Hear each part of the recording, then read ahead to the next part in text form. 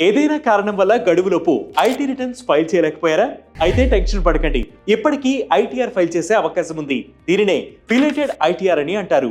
Belated ITR కింద ఆలస్య రుసుము చెల్లించి డిసెంబర్ 31 వరకు రిటర్న్స్ దాఖలు చేసేందుకు ఇన్కమ్ ట్యాక్స్ డిపార్ట్మెంట్ వెసులుబాటు కల్పిస్తోంది. వార్షిక ఆదాయం 5 లక్షల లోపు ఉన్నవారు 1000, 5 లక్షల కంటే ఎక్కువ ఆదాయం ఉన్నవారు 5000 ఆలస్య రుసుము చెల్లించాల్సి ఉంటుంది. దీంతో పాటుగా ట్యాక్స్ బకాయిలపై నెలకు 1% చొప్పున వడ్డీ చెల్లించాల్సి వస్తుంది. పన్ను పరిధిలోకి రాని వారు ఏ ఫైన్ లేకుండానే రిటర్న్స్ దాఖలు చేయవచ్చు.